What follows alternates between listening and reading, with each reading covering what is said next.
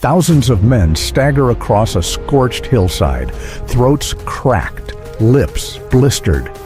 Behind them, the grass itself is on fire, smoke choking the only air they have left to breathe. These are knights, Crusaders, descendants of the men who took Jerusalem by the sword 88 years earlier. They have not seen water in 2 days. Surrounding them, completely silent, an army watches them die before a single sword is drawn. Their leader has not ordered the attack yet. He does not need to. The desert is doing his work for him. The sun overhead is merciless, far past anything these men trained for back home in Europe. By tonight, the army that has defended Jerusalem for generations will not exist, and the man who destroys them is about to do something almost no one expects. By the end of this video, you will understand why the army that destroyed Jerusalem in 1099 was itself destroyed in a single afternoon by thirst. You will learn why one man's broken promise dragged an entire kingdom into a battle its own commanders begged him not to fight. And you will learn what happened when the city taken by massacre 88 years earlier was finally taken back, and why what happened next looked almost nothing like what came before.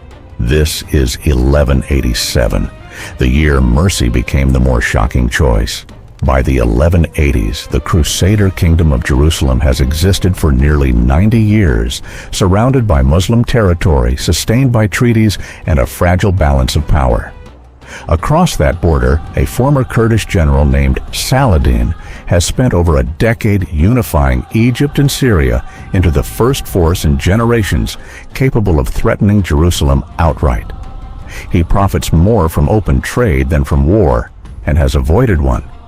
For years, he has fought instead to unify rival Muslim factions across Syria and Mesopotamia, building toward a single coordinated strike rather than wasting strength on smaller raids. One man changes that. Renaud of Chatillon, a Crusader lord notorious even among his own allies, breaks an active truce by attacking a richly loaded caravan, by some accounts including Saladin's own sister. Saladin demands compensation. Renaud refuses. He has been waiting years for an excuse like this. Saladin mobilizes an army of over 20,000 men, the largest unified force the Crusader states have ever faced, and besieges Tiberias on the Sea of Galilee. The wife of Raymond of Tripoli, one of the kingdom's most experienced commanders, is trapped inside. King Guy of Lusignan gathers nearly the entire military strength of the kingdom at the springs of Sapphira, where water is plentiful. Knights ride in from every corner of the realm, emptying garrisons that will never be refilled in time. Raymond, whose own wife is under siege, stands in the war council and says something nobody expects. The room falls silent as he speaks, several barons shifting uncomfortably, aware that he might be right. Do not march to Tiberias. Let it fall. Stay here by the water and force Saladin to come to us. Raymond's logic is simple. Saladin's army is large but far from its supply lines. If the Crusaders stay put, Saladin must eventually attack a well-supplied army on ground of its choosing or withdraw. By nearly every modern military analysis, it is the correct decision. Gerard de Riedfort, Grand Master of the Templars, disagrees violently, accusing Raymond of cowardice and pushing King Guy, young and insecure in his authority, toward action. Guy reverses his decision overnight. Guy became king only 2 years earlier under disputed and controversial circumstances, and an accusation of cowardice spoken aloud in front of his own barons cuts far deeper than Gerard could have known. At dawn, he orders the army to march toward Tiberias through open desert in July, with no water along the route, directly into a terrain Saladin has already prepared. Raymond leads the advance guard anyway, marching to rescue people he believes are not worth this cost. The army leaves Sapphira carrying nowhere near enough water for a full day's march in summer heat.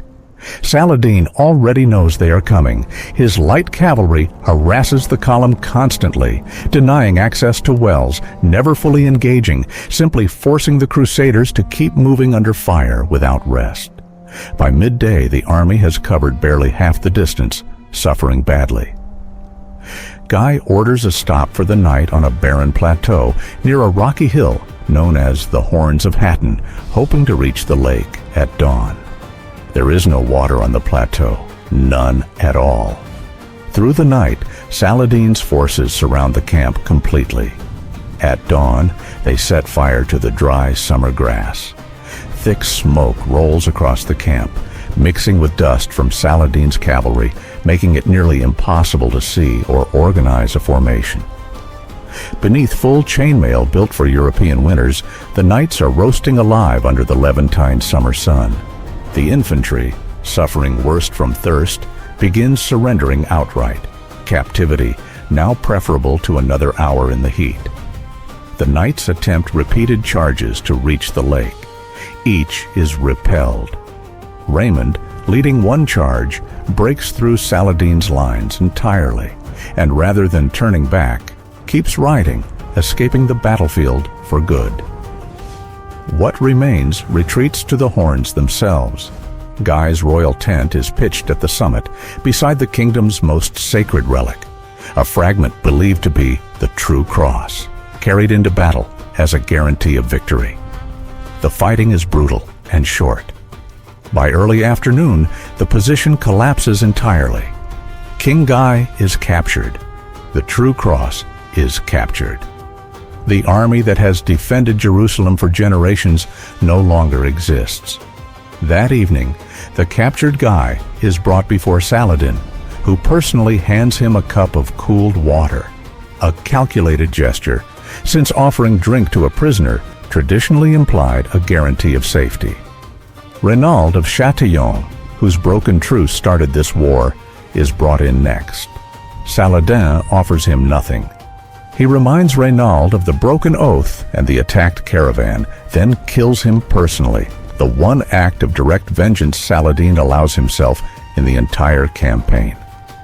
The captured Templars and Hospitallers, the fighters Saladin views as fanatics who would never honor ransom or truce, are separated from the others and executed. Nearly every other captured noble, however, is held for ransom rather than killed. Guy himself is released the following year. Saladin's own secretary records the day's events in careful detail, noting precisely which prisoners received mercy and which did not, aware even then that history would be watching closely how this particular victory was handled. Saladin has destroyed the army of Jerusalem. He has not yet decided what kind of conqueror he will be in the city itself. With the field army destroyed, nearly every fortified city is left holding only a skeleton garrison, if anyone at all. Over the following weeks, city after city surrenders almost without resistance. Acre, Nazareth, Jaffa, towns that took years to fortify collapsing in days, because the knights who would have defended them are dead or captive at Hattin. Only Jerusalem remains. The city has almost no trained soldiers left inside its walls. Balian of Ibelin, a nobleman who only entered to retrieve his family, finds himself, by accident, the only man with enough authority to organize a defense. He arms every able-bodied man inside, including teenage boys, to make the city look defensible from the outside. In September, Saladin's army arrives and begins the siege. The city that took the Crusaders weeks to break in 1099 has this time almost nothing left to break it with. After roughly 12 days, Saladin's forces breach the outer defenses. By the precedent set by the Crusaders themselves, in 1099, the city is now his to massacre.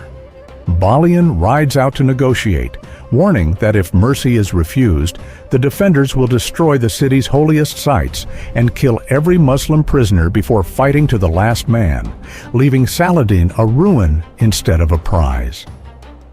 Saladin agrees to terms. Every Christian resident may leave the city unharmed for a modest ransom. Those who cannot pay are, in many recorded cases, ransomed anyway by Saladin and his brother out of their own funds.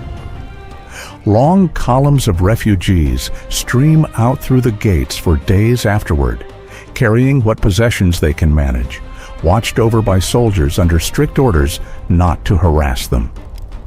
Thousands still cannot pay and are taken into slavery. This is not a story without real cruelty.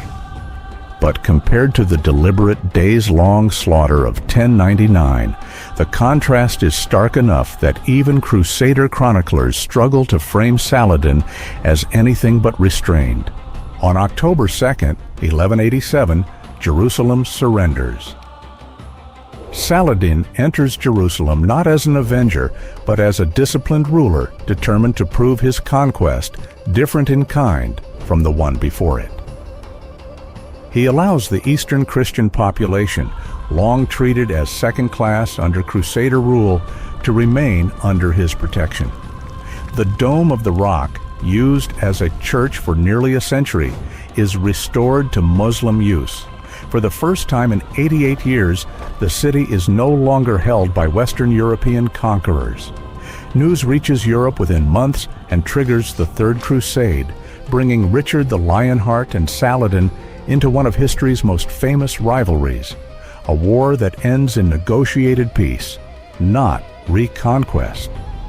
Jerusalem remains in Muslim hands. For the Muslim world, Saladin becomes a unifying figure, still celebrated today, remembered specifically as a conqueror who chose restraint when rage and precedent would have justified slaughter. His name would be invoked centuries later by leaders across the Middle East, seeking to summon that same unity against foreign invasion.